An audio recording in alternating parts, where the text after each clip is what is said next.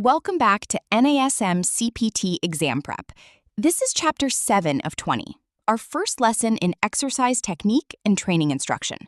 Today's lesson is flexibility training concepts. We'll cover the neuromuscular mechanisms behind stretching, the 3 stretch types, and how the flexibility continuum maps onto the OPT model's 5 phases. Let's get into it. By the end of this lesson, you'll be able to do 4 things. First, explain autogenic inhibition and reciprocal inhibition, and which stretch type each one drives. Second, describe the purpose of self-myofascial release, or SMR, and where it fits in a session.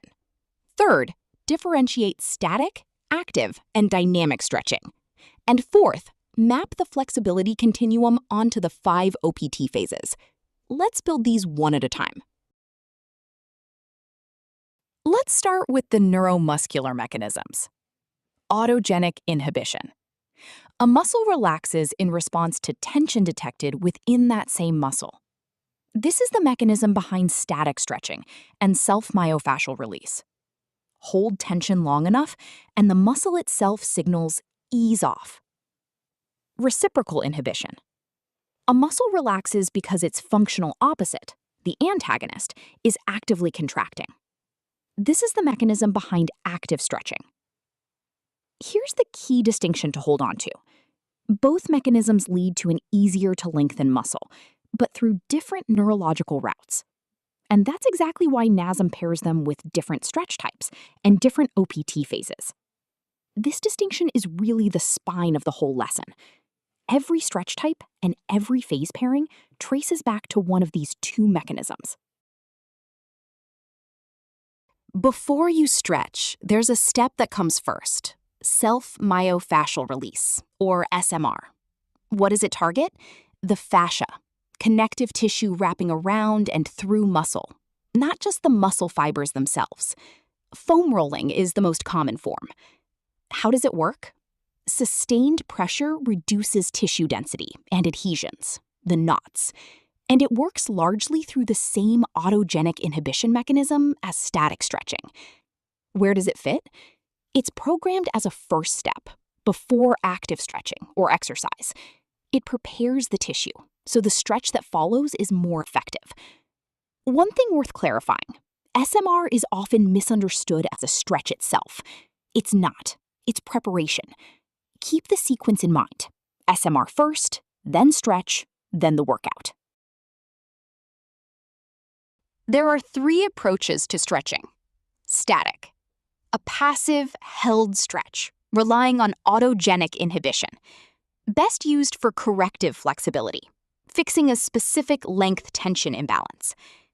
Active, uses the opposing muscle's own contraction, that's reciprocal inhibition, to move through range. Best used for building usable range of motion, under the client's own control. Dynamic, controlled movement-based stretching, mimicking the speed of the activity to come. Best used for preparing tissue for real training or sport demands. Here's a physical way to picture each one. Static is holding a hamstring stretch. Active is a straight leg raise, using hip flexor contraction to stretch the hamstring. Dynamic is a walking lunge with a reach. And one important note: these aren't interchangeable. Each one is matched to a specific training goal. Static and active stretching are both introduced early in the OPT model. Dynamic stretching takes over once training intensity and speed increase. Now let's put it all together. Phase 1, stabilization. SMR plus static stretching for corrective flexibility. Phase 2, strength endurance.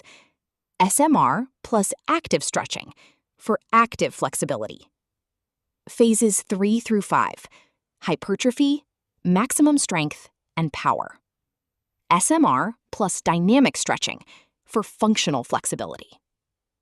I want you to slow down and really absorb this table.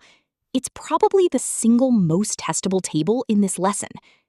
Here's why it matters even more than it seems to right now. This same 3-tier logic SMR always first, then a stretch type matched to the phase, reappears across every exercise category in this domain. You'll see this exact structure again in Lesson 9 for core, Lesson 10 for balance, and Lesson 11 for plyometrics. Master this pattern here, and it pays off across the whole domain. Here's a common compensation link, worth previewing now. Tight calves limit ankle dorsiflexion, feet turning out. Tight hip flexors pull the pelvis into anterior tilt, forward lean, low back arching. Tight lats limit overhead shoulder flexion, arms falling forward. Flexibility training is often the first corrective tool for these patterns, but it should be paired with strengthening the opposing muscle, never used alone. This previews the OHSA compensation table you'll see in Lesson 13. The exam likes to test whether you understand cause and effect here, not just memorize a list. So remember the pairing principle. Lengthening a tight muscle without strengthening its opposite can leave a joint less stable, not more. Let's check your understanding. Question: which mechanism is the basis of active stretching? Take a second and think it through. The correct answer is reciprocal inhibition. Here's why. Active stretching uses reciprocal inhibition. Contracting the antagonist muscle reflexively relaxes the muscle being stretched. One more question. Which stretch type is paired with Phase 1, stabilization, of the OPT model? Pause and think back to the phase mapping table. The correct answer is static stretching. Here's why.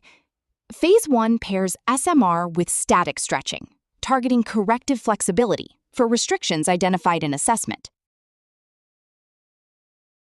Let's bring it all together.